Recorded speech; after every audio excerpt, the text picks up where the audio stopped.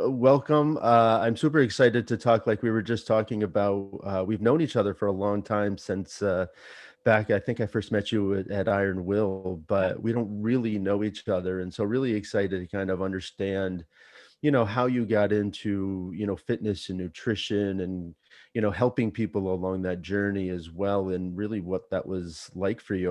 Was that always a piece of your life? I mean, how did that evolve? Yeah, I think it started through my own personal transformation, just kind of like your where you are Yeah. now started there too. I know that much about you. Yeah.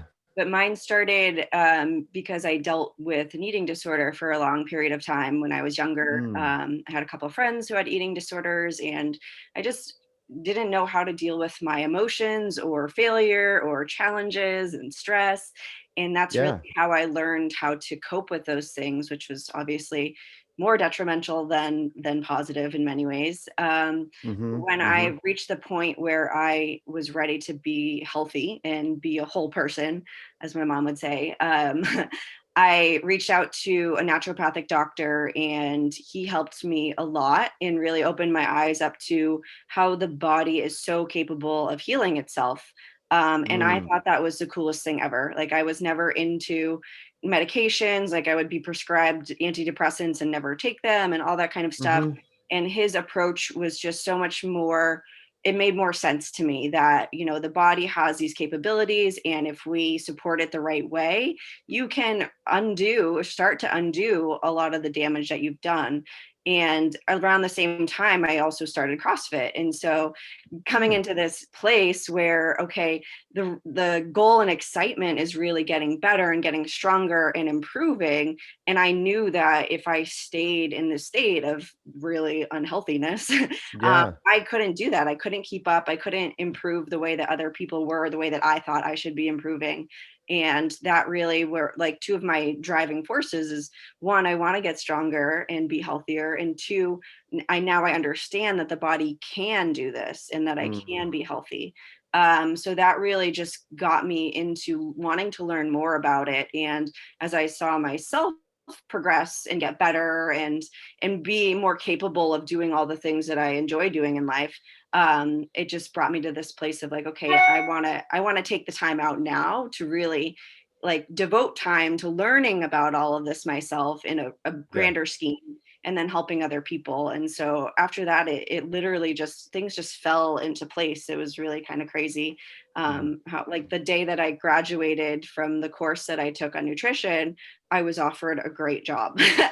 And it was Mm. just a funny timing event. And, but that for me, like, I definitely believe a lot in alignment and signs and all this kind of stuff. And Yeah. things happen for a reason. And so that to me was just like this light that was like, this is your path. This is what you need to do.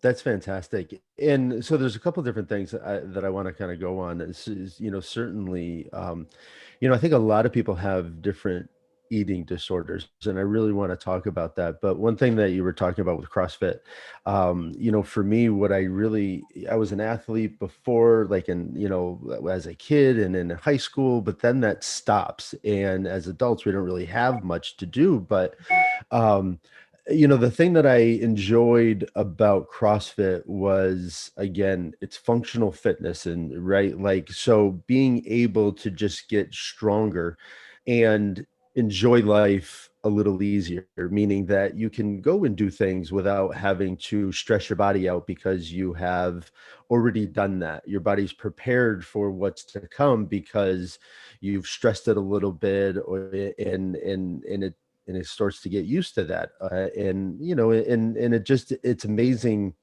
for myself, 4 years later, just physically what that has done for me, as well as mentally, being able to do something now that I wasn't able to do before, knowing that it only came from my hard work, allows you to apply that to lots of different aspects in your life. And so we can talk more about CrossFit afterwards.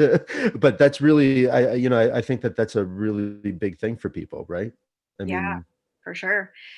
Like when you start understanding that your body has this potential for more, and you can handle all these things in a better way and feel more fit and accomplish these goals, it's just like it's kind of that like adrenaline rush, but like, or like dopamine hit, but it's just naturally occurring. It's like, wow. Yeah.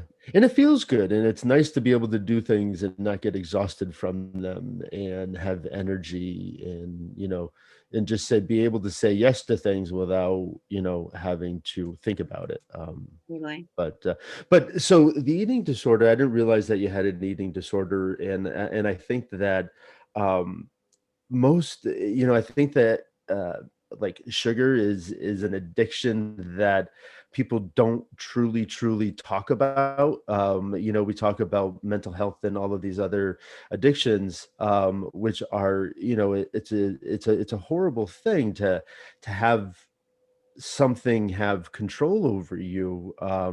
But we all have it in certain ways. If I open up a bag of jelly beans, I'm finishing the bag of jelly beans.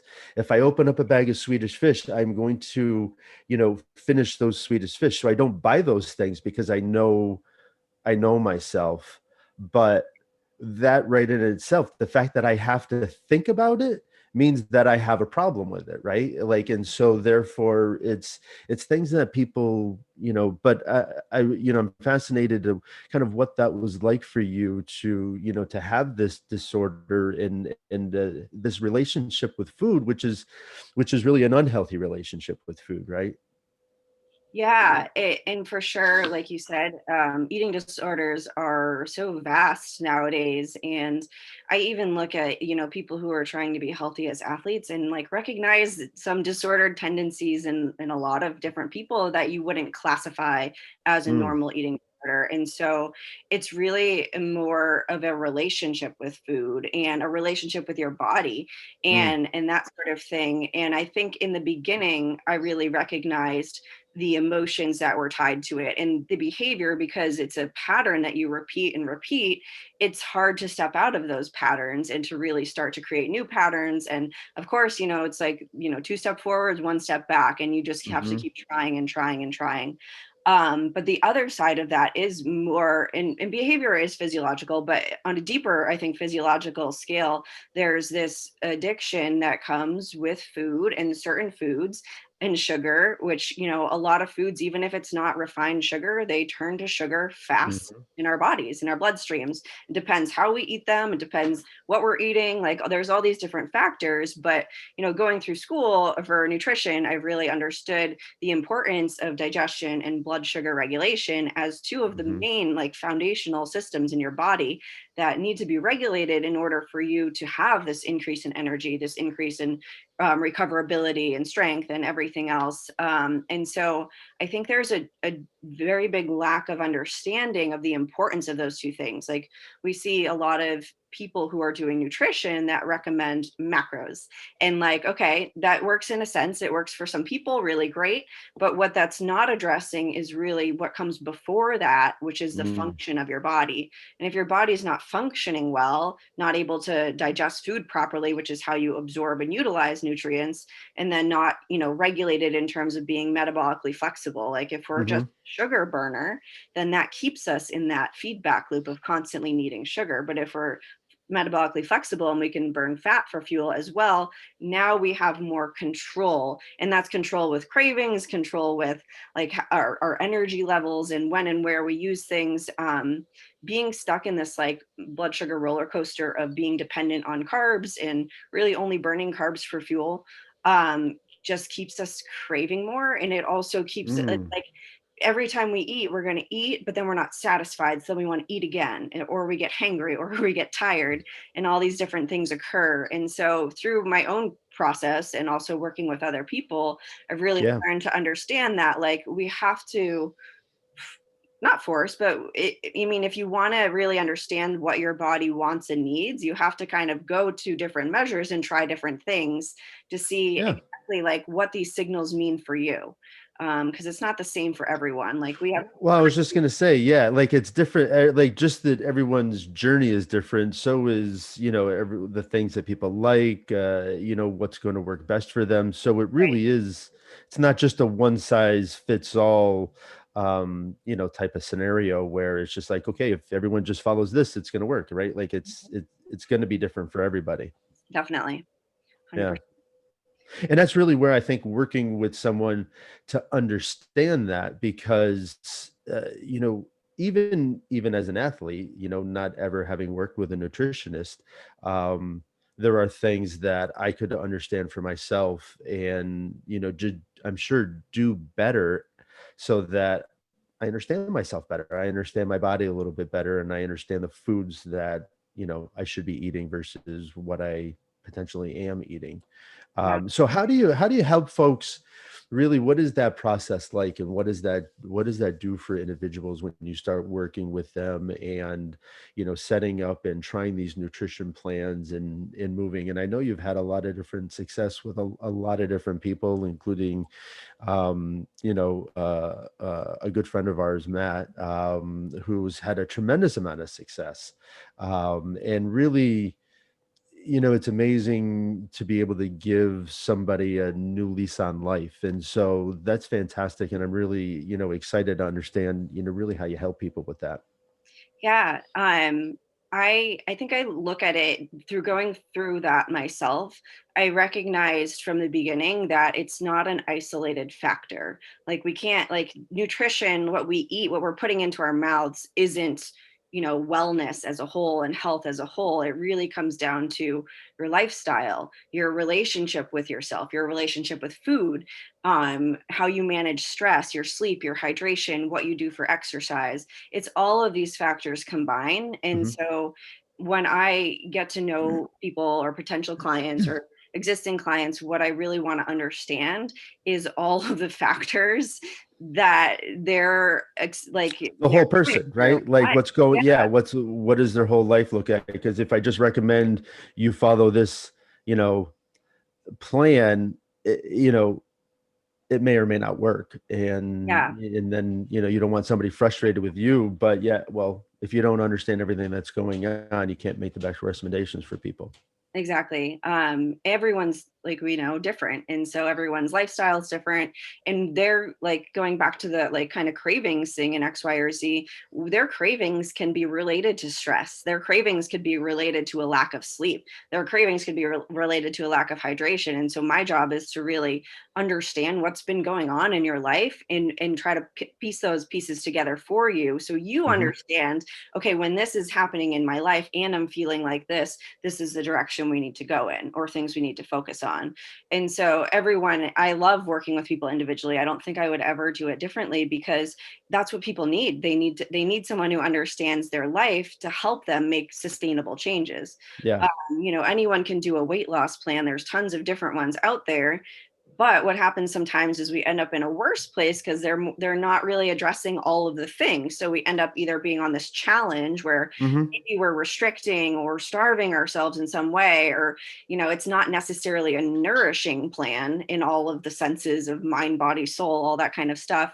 And it's not sustainable for them. So Mm. I really like to dive into people's health history, their life as a whole, and create something that works for them and help them with their understanding with their themselves and their life. Well, and it's all about sustainability, right? Like it's all about, especially when I started on this journey for myself. I mean, as you know, I mean, I was upwards of 290 pounds at one point, and it was just, I had this life event where I was just like, okay, who am I? What am I going to be? And what do I want for myself? And it was just a matter of like, okay, well, these are the foods that I enjoy eating. Let me understand how I can eat them. And if I do this, let's just say I eat every 2 hours. What does that do to my body? If I don't like that, then okay, well, now let me try something new. But it was really for me, I've always looked at food, and I realized that I didn't have the best relationship with food.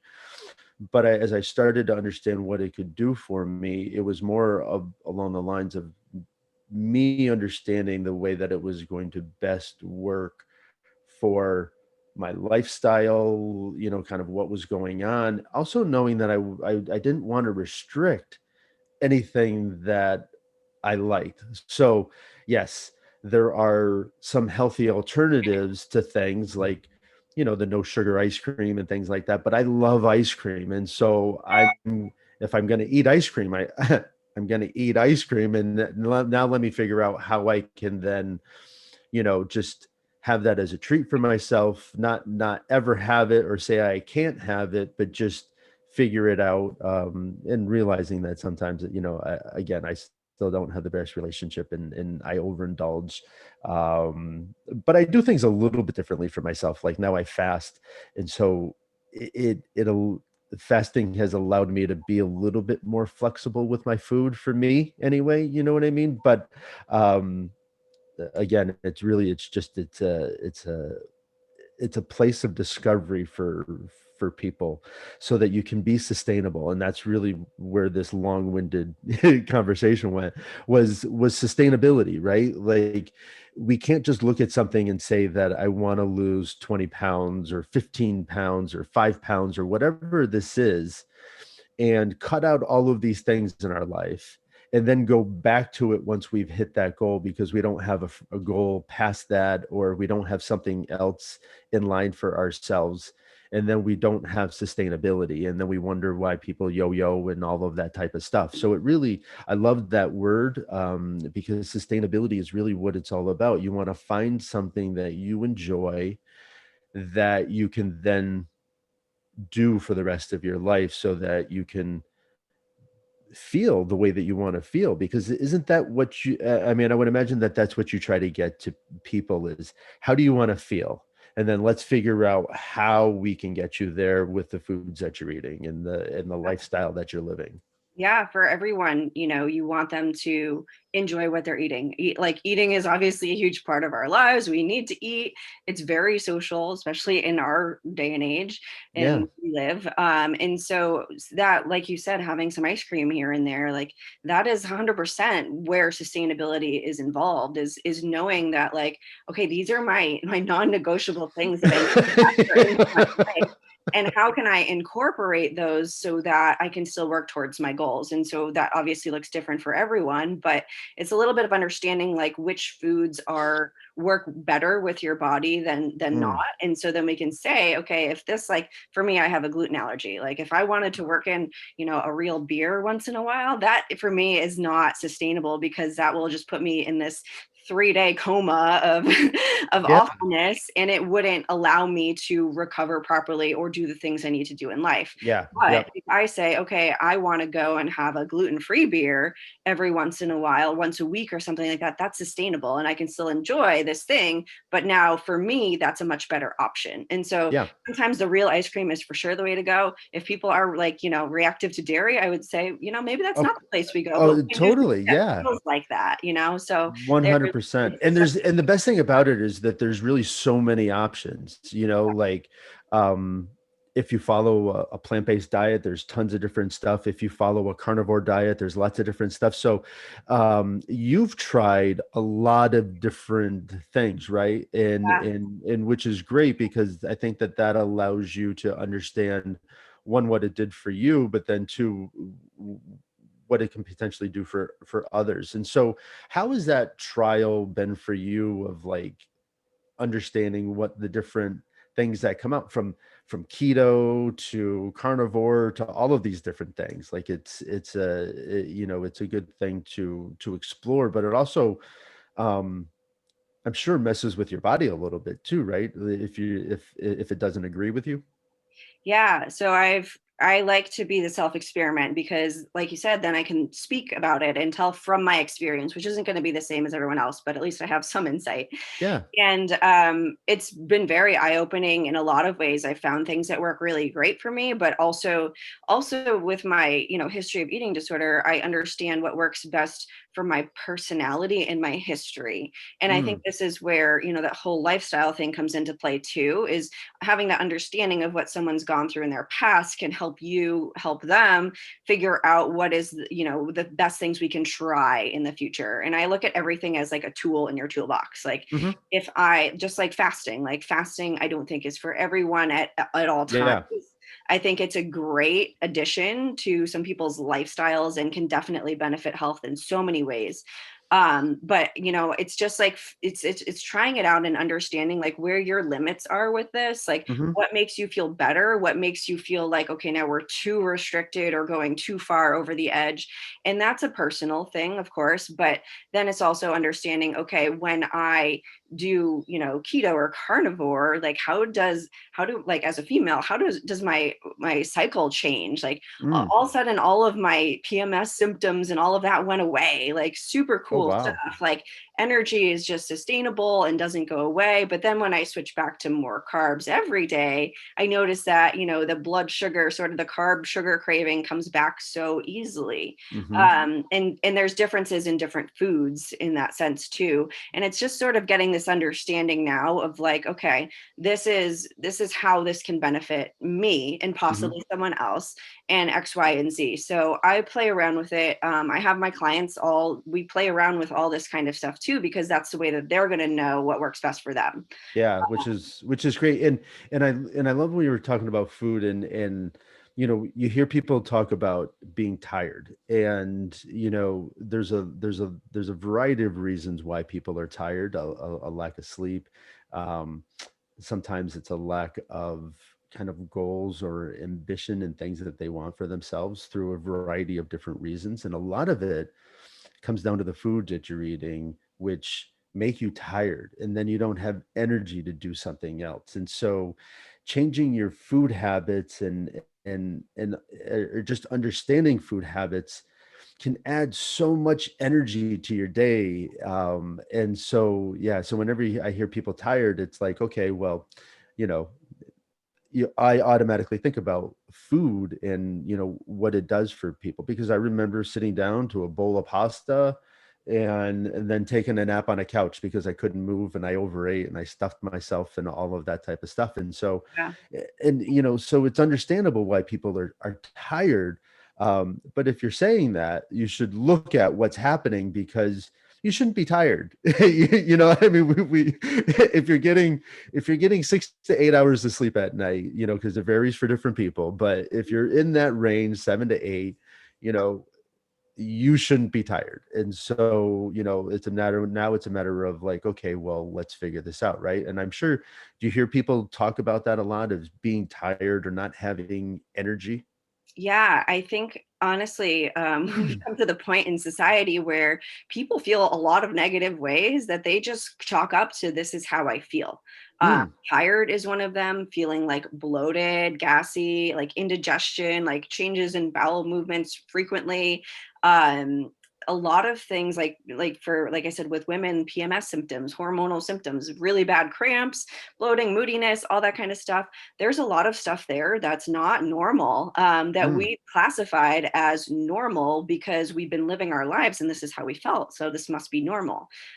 Same with, like, I have some clients that have had chronic constipation their whole lives. So they're like, well, for me, this is normal. It's like, that's not normal. That Well, just it's not how the body's supposed to function. So if right. that's happening, then let's These are let's look signs at that, let's look yeah, at why. right. Because you should be fairly regular, like, you should Yeah, wake up in the morning and go to the bathroom, and that should be the exactly. it's Yeah. a fairly consistent thing that, um when you're doing things healthily for your body, it becomes, it feels a lot better, and Exactly. and and it's amazing to not feel that bloat, that sometimes that really food gives us, and the things that we consume, and then not having it. When you get that, you're just like, oh my god, what did I do?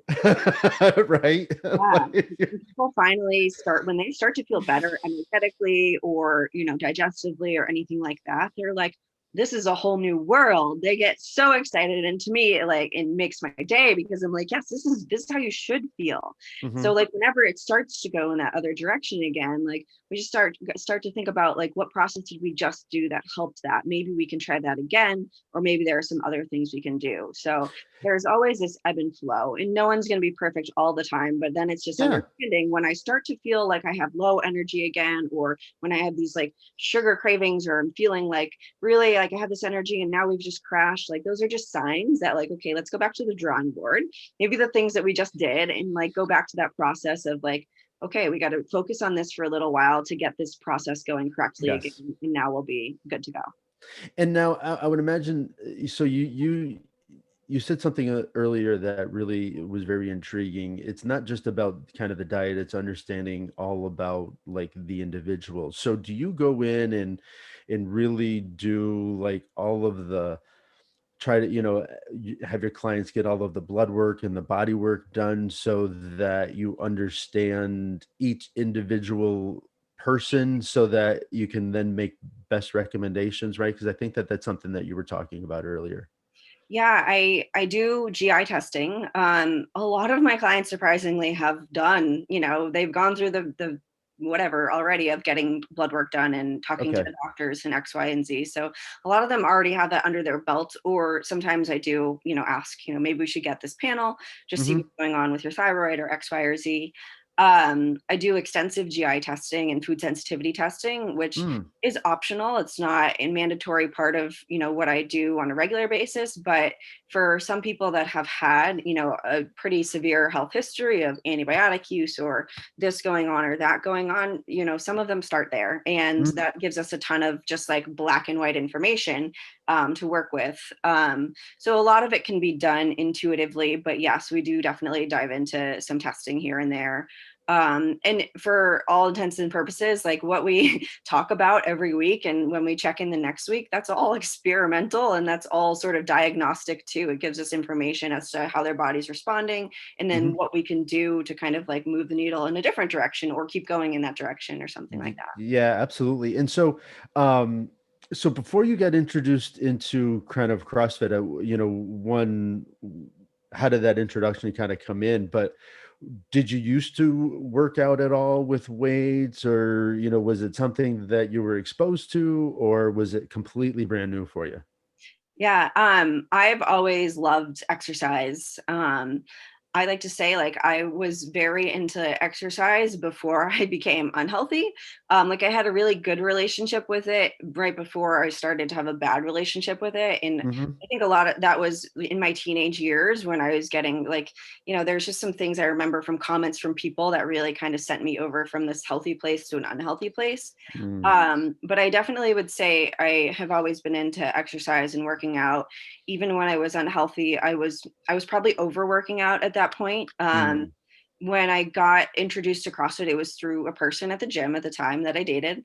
And they really brought me into there. And then from there, I remember being at Iron Will and having a weightlifting coach come in. And that's when I got introduced to Olympic weightlifting. And I was just Mhm. like fascinated because they were hard things to figure out and do.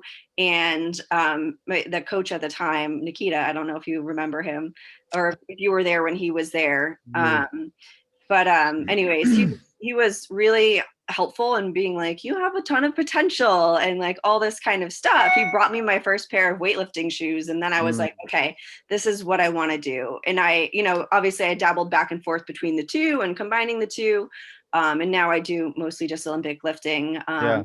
Because I find it works better for my lifestyle and like the amount of time and energy I spend on work and running around. I need something that's a little bit more slower and less intense Yeah. in a longer period of time sort of thing. Yeah, Uh, and it's a technical, just like anything, whether it be CrossFit or like all of that, in order to not get hurt and do all of the right things, right? It becomes a very technical thing to master, and then move into, kind of higher weights and all of that. But it's also it's empowering to move weight around and give that for yourself, right? Like sure. it feels good to have some strength behind you. And your body's meant to move.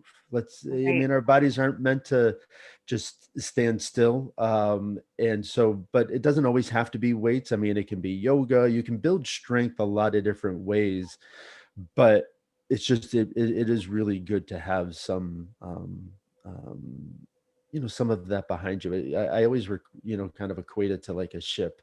um we're not meant to just sit still. A ship is meant to sail.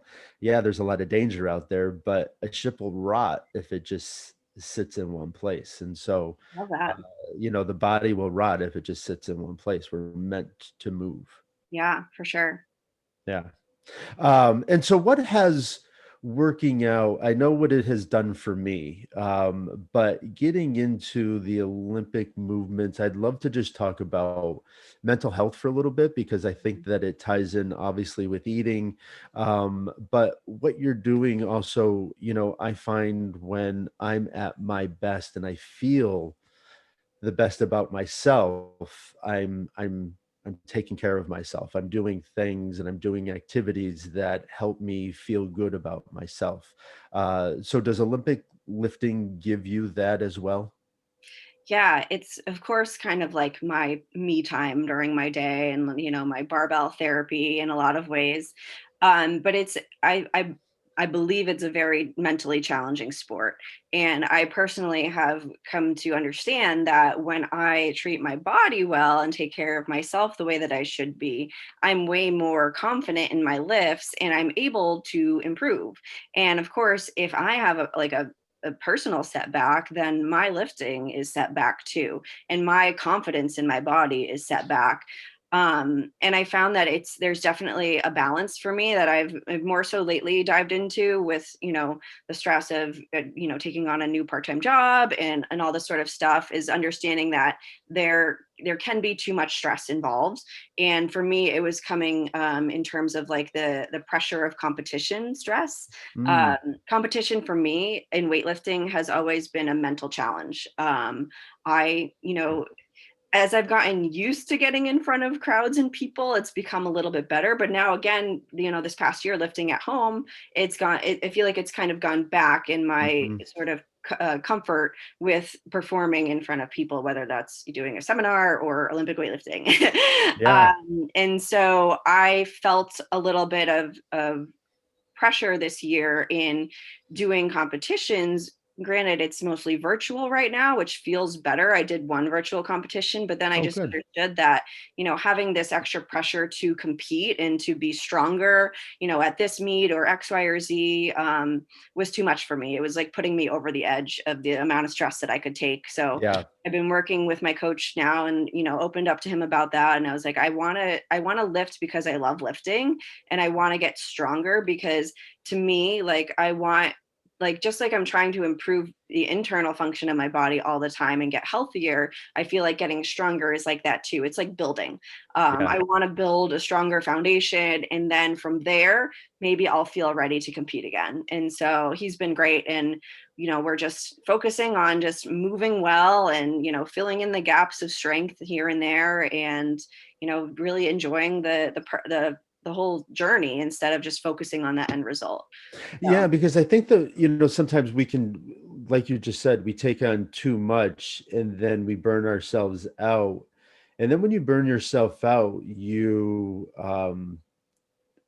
take time off that you wouldn't necessarily want to take time off. I got that with rowing. So mm, we got a rower and I hopped on it and I decided that I was going to row a marathon. yeah. And I rowed a marathon and that was amazing. It felt fantastic.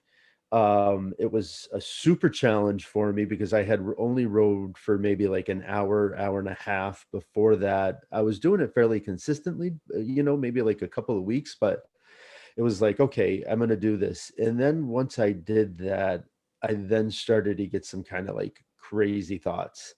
And I got to a point where I was thinking that I was going to row a marathon every day.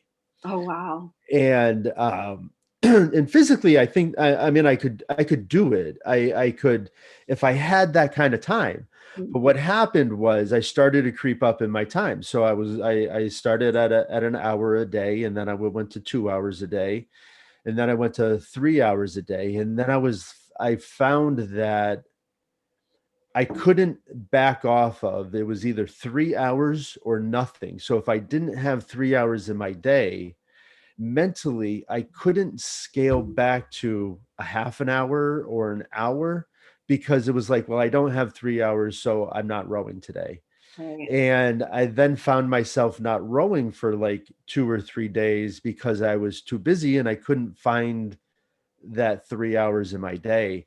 And then I was just like, okay, well, what's more important for me right now, to maintain the consistency and feel good by doing this, or to keep doing all of the stress for myself? And so I backed that off. I was just like, that's unrealistic.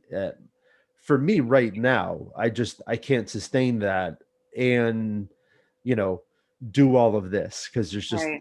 there's just not enough time. And so I scaled that back down to an hour, and now it still gives me time to move weight around. I still have, additional time in my day that I can find, where I can do that, and I can do something else. I can ride my bike. I can, so it's allowed me to really make better choices for Mhm. myself. But that's hard, right? Like we get caught up in like we want this for ourselves, but then that also mentally, it's like we sometimes you can let that make you feel deflated because it's like, well, why can't I do this? This is my goal, but it's an unrealistic goal. You have to look at everything, and if you set unrealistic goals for yourself, you're only going to feel defeated, and you're not going to make the best decisions.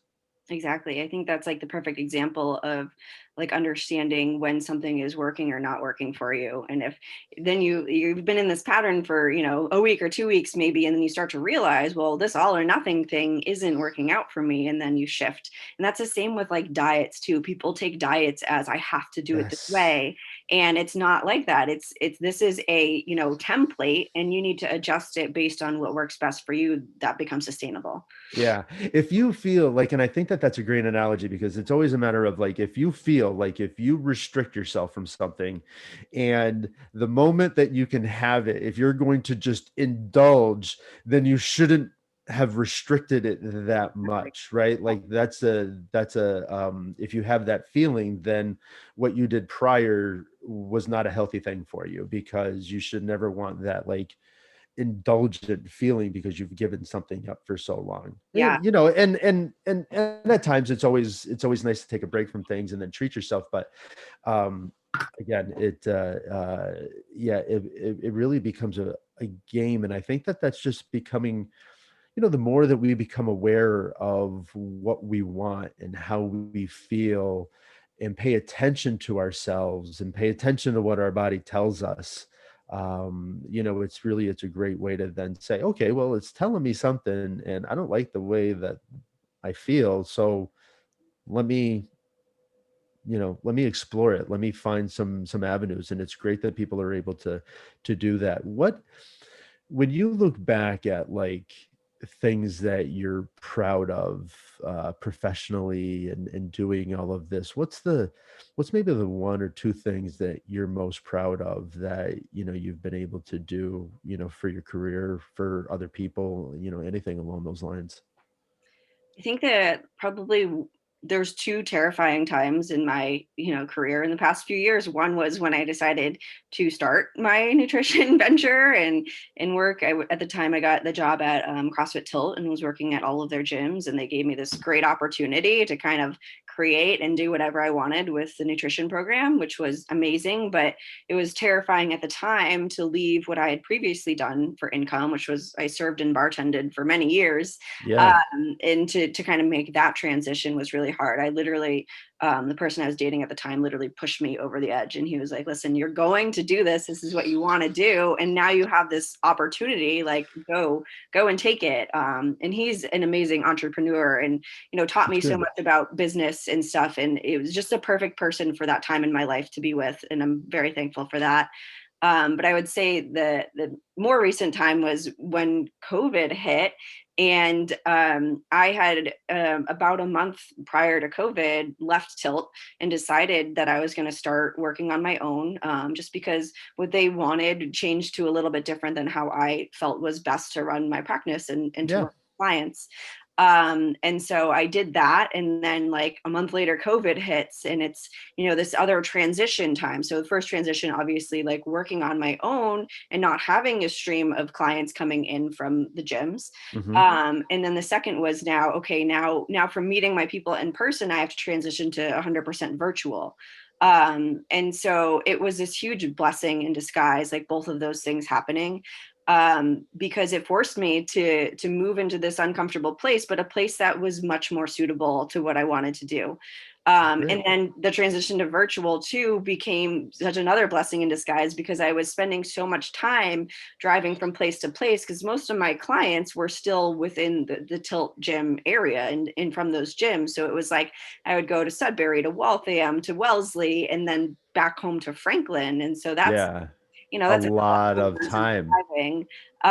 So it allowed me to then open up and work with so many more people. And now I connect with people. I have clients in Bermuda, I have clients in California, I have people all Yeah. over the place, and it's awesome. And so I think that, as hard as things feel at the time, I always think like there is a reason and purpose for this.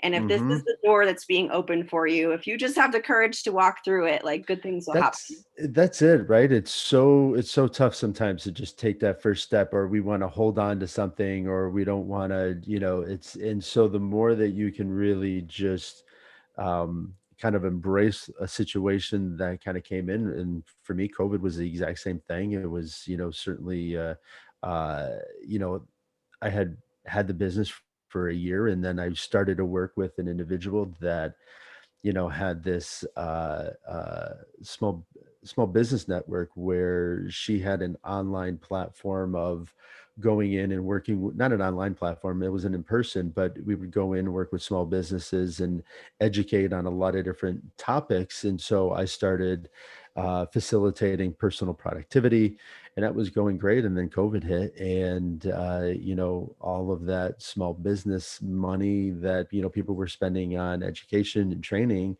they were using to survive. And Right, so that dries up, and I was just like, well, what am I going to do with my time? Like, I can't. And so, there's a loss of income. There's now an increase of time, and you've got to, you can't just sit around waiting for that stuff to come back. It's and because it may never come back. And right, so you have to just expand. And yeah, COVID was great for me as well, with that, meaning that, all of my business was face to face as well. And I love that. I enjoy face to face conversations. But the virtual way allowed me to expand my business. It allowed me to be more efficient with my time, right, and still get the same impact for people. There hasn't been a tail off of the impact that you can make for somebody just because you're not physically face to face with somebody. And so I think that that's an amazing it's an amazing trait. And so what is on the horizon, for you for the rest of this year, the rest of, kind of 5-year goals? I've admired kind of what you've done, and uh, have done a lot of really cool things. You've had some corporate work. I know, you were working, where you went in and doing some of that. So where are you taking the business for yourself this year and into the future? yeah. I have started working on a program where I could enroll more people in a larger scale. Yeah. um, and it's, I don't know if you've taken like a course on Kajabi or anything like that, but Mm. that's kind of the style program that I'm working on. And I've kind of gone back and forth with it, because I do love the in-person one-on-one 100% thing, but I want to incorporate, one-on-one meetings with these people, as well as having this course where, I know basically like a lot of things that help most people. And it Hmm. basically comes down to when we incorporate them is like when we start to work on those things. Yeah. It's less about like if we're going to incorporate them, it's more like when is the right time. And so the course would basically walk them through a lot of the foundational work that I do with revamping your digestive system, your blood sugar regulation system. It would incorporate mindset work like meditation and other practices that you can do to help with your stress and just being more in the moment and in tune with yourself. And then the other component I wanted to add to that, because I love it and I found that everyone else benefits too, is really a strength component. Hmm. And I say strength because a lot of people have these body composition goals. Like, I want to increase my muscle mass, I want to burn body fat. And of course, we can do many different things to achieve some of those goals. But I found that really the one that that helps people achieve that particular goal the fastest is really focusing on increasing muscle, lifting heavy weights. And it's more in an accessible way of, bodybuilding style, and then, incorporating some of the larger lifts, Yeah. um, and then having sort of some add-ons available for people who want to dive into more Olympic weightlifting and technique work, or CrossFit Hmm. technique work, strength work, stuff like that. So I got like the bare bones going, and it's That's really great. now a matter of finding the time. And my business has been so busy right now, and I'm so grateful for that, that I haven't had a lot of time to focus on it. But I Hmm. do know that generally speaking, summers are slower in terms of people who feel like they can commit to that and also live. And I feel like this summer in particular might be that way, because we have hopefully a little bit more freedom going forwards. Yes. Fingers crossed. But yeah, so I want to really get that finished this year and launch it Oh, that's by the great. end of the year. I had set previous earlier goals, and now I'm a little more realistic with understanding how much work I need to put in, to Yeah. get it to be where I want it to be in terms of content quality, all that kind of stuff before I get it out there. So that's sort of like a 1 year goal. A 5 year goal would more be like, I have another part-time job right now. So eventually I want to just have this as my one Yeah. job. Yeah.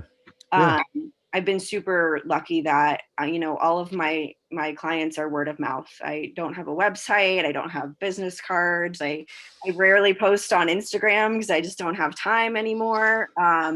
Yeah. And I essentially have a wait list now. So Yeah. it's, That's one great. of the most amazing things ever. But I do want to have all those other things going too. Like I want to be the full package of everything. Yeah, no, that's fantastic. But for you, just like everything else, and that's what I think is important for people to understand is that, you have to understand your priorities. And it's just like, okay, well, I have to do some of these things right now, Yeah. because there are priorities that we have to take care of. And then, but those priorities, including yourself and what you want, we find time to fit all of that in to make these things happen so that, again, what we do now is going to determine, right, what's going to happen to us 3 years down the line. So, being mindful and present of what we want for the future, but then the understanding of what we have to do today in order to make all of it happen is critical. Yeah. So that's fantastic. One thing that you talked about, and we're getting pretty close. I do appreciate all of the time in this conversation. It's been great. You talked about meditation, and so when I left, when everything shut down in March and we stopped, going to CrossFit, one of the things that we incorporated, and I had been trying to incorporate into my day, but wasn't having much success, was meditation. Mhm. And so when we stopped that, I found meditation as a kind of a new morning routine for myself, which was fantastic. I absolutely loved it. So how long have you been meditating? What has meditation done for you? Because I know what it has done for me. I'd like to, understand what you've been able to explore with it. Yeah, like everything else, it's kind of been an evolution, but I found it through reading this book called Stress Less, Accomplish More by Emily Fletcher. And it's a great sort of introduction to what is meditation and then how people use meditation. And she comes at it with more of an entrepreneurial perspective where, these high achieving people utilize meditation to be more creative, to focus better, to get better, like, cognition, sleep, recovery, that sort of stuff. And that really gives you like this like buy-in to like, okay, this process could be really helpful in a lot of ways. And then she teaches you a self meditation which has like three parts. It's really just kind of like being present, finding a mantra, focus word, and repeating that, and then a manifestation part. And so I've utilized that to just get used to meditation, to use different parts of it at different times. I think one of my like coolest moments was when I used meditation actually in the middle of a CrossFit competition. There was this particular workout that I had practiced, I did awful with. It was like squatting DT. So all barbell, heavier barbell. And the goal is really to get through all of these like reps without putting the bar down. And I failed Mm. miserably when I practiced. And so right before that workout, I went in my car and I just pictured myself just crushing this workout, piece of cake, no big deal. And then I go in and I crushed it. Like I surprised myself. Like we ended up, I think, winning that particular workout. It was just this really cool, like this, I just You were did able this, and then I to. was able to do that. And it was incredible. And so after that, I was like, okay, this really does work. And this could work in many different ways, whether you're going to do a presentation, going into an exam, going into like a physical task, or just trying to like recompose yourself and get a little more energy before you start your day, Mhm. or continue your day. And so now I've dived into it more for personal development and really kind of digging into my personal trauma and, the things that I find still hold me down, or I use it in times where I know that my day is really crazy and I need to have this downtime to Mhm. rest, recover before I take on the second part of my day. Um, Yeah, it's so great.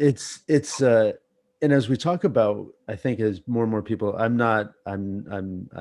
haven't studied it. I'm not a medical practitioner in any way, shape, or form, but I feel like meditation, and I had a conversation with my buddy a few years ago, and one of the things that he said is when I started, he was like, meditation is going to be something in the future that we talk about more and more and more. And I think that the more and more we talk about mental health, the more and more meditation will be a conversation in that topic. Because if you don't want to just um, take an antidepressant and take all of these different things, meditation for me has been a great way to control myself, to Mhm. control my emotions, to control my mind, Yeah. to control the thoughts that I have and not let them get out of control. Yeah. Um, and honestly, even for a creative side, to then stop thinking about things, slow my mind down, but then allow new thoughts to come in. And so just even before, like, I love talking to people one on one, but I'm terrified when I'm in a group. And so the first time that I did this, like, I was at Hanover Insurance and I did a TED talk. And people, somebody in the education department, loved the journal, was like, will you do a TED talk on this? And I was like, yes. And I'm like, oh my God, like what? And I remember, like, I wore two t-shirts underneath my shirt because I knew that I was going to sweat through. And Love that. but that's what it was. But then all of a sudden I find meditation, and now when I get anxious and I get nervous and I let my emotions start to kind of take control, I find that I get into a nice breathing pattern. I kind of control my thoughts. I focus on my breath. I focus on a thought. I focus on what I'm trying to accomplish with what I'm about to do. Um, and I give myself a little bit of kind of encouragement, like, I meant to do this. People wouldn't have me ask me to do this if they didn't believe that I could. And so lose that self-doubt sometimes. So I think the meditation can play a large part. The visualization of getting yourself through something. It's an amazing tool that um, we're starting to hear more and more about. But it's got a long way to go. Yeah, it's really so beneficial in so many ways. Like this one guy that I listen to a lot, his name's Aaron Dowdy. He has like hundreds of just YouTube like free content for, Oh, wow. meditation, but he used it to get over his ADHD and get Mm, off of, his medication for that.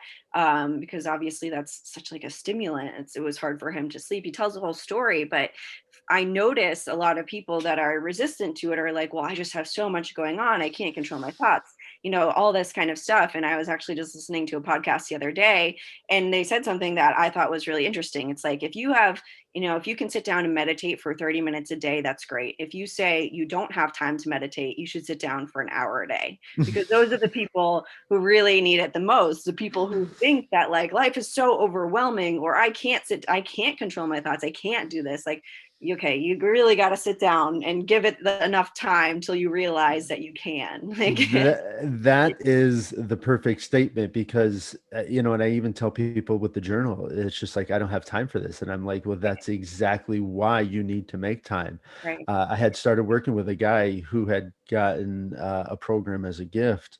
And I told him that he was going to have to spend an hour every weekend, planning out his week. And then he was going to have to spend 5 to 10 minutes every day, prioritizing his day.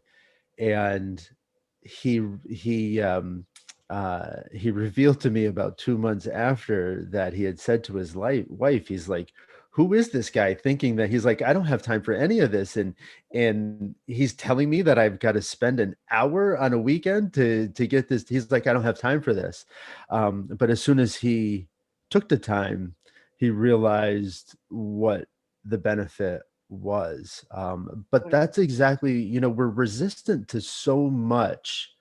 And people will make a suggestion, and instead of taking that suggestion and saying, well, let me explore this for myself and see if there's something here, we automatically just, if we don't know it, we push it aside and we don't want to explore it. And that comes from a lot of different things. I mean, people, you know, we feel anxious about the first time I went to do yoga. I was so overcome that I was like, I couldn't walk in and I had to go back with my wife because it was just like this whole new experience. I was intimidated to walk in there. I didn't see any guys. I was like, forget it. This isn't for me. But then when I did it, I was like, I was there 4 or 5, 6 days a week because I loved it. And Right. then, it's one of those things that we have to overcome these things and stop being so resistant to ideas or thoughts that are out there and being open to exploration. Right. And I Right. think that as adults, we lose that being open to exploration. Yeah. And it's fun to try new things because you never know what it's going to be. And why lose that innocence as a kid of like, yeah, let me do that. I can do it. How do Yeah. you know? Because you've never tried it. I think it's another issue, just to touch on this quickly. I know we're out Yeah. of time, but Yeah. like the instant gratification culture, like they'll try it one day, one time, and if it doesn't change their world, they're like, okay, this is it.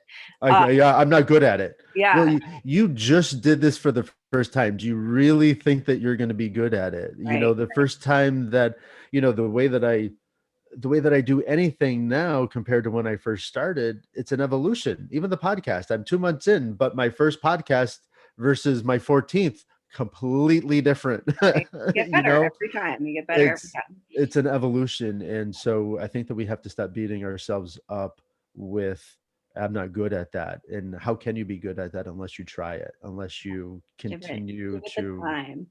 Yeah, it was amazing. I was listening to a podcast before we reach out. It was on Joe Rogan, and there was a martial arts guy who was on there, and he's a world famous coach. I don't remember his name, but he was talking about training at like 70%, and Mhm. then once a week he goes at like 100. But he's like, if I train at 70%, then I get more reps in. If I want to become a master at something, I need more reps. Yeah, So I don't need to push myself to this limit to where I can't do something the next day. I want to be able to, always be evolved. And so if you want to get better at something, you have to put in time, you have to put in energy, you have to put in effort right, for sure. Love it. and kind of go from there. So But true. listen, So true. well, listen, Kathleen, it was a fantastic hour. I feel like we could talk for a little longer here, but Definitely. but I appreciate the insight. What's that? Yeah. I said we'll have to talk in person next time. Come out Yes, there and get absolutely. Yeah, we'll have to do an in person. But thank you for all you do. Thank you for, helping people, just be better versions of themselves when they want to be, and just guiding them through a process that I think everyone, has a little bit of anxiety about because it's an unknown. So thank you for that. Thank you for like I said, helping people, and keep doing what you're doing.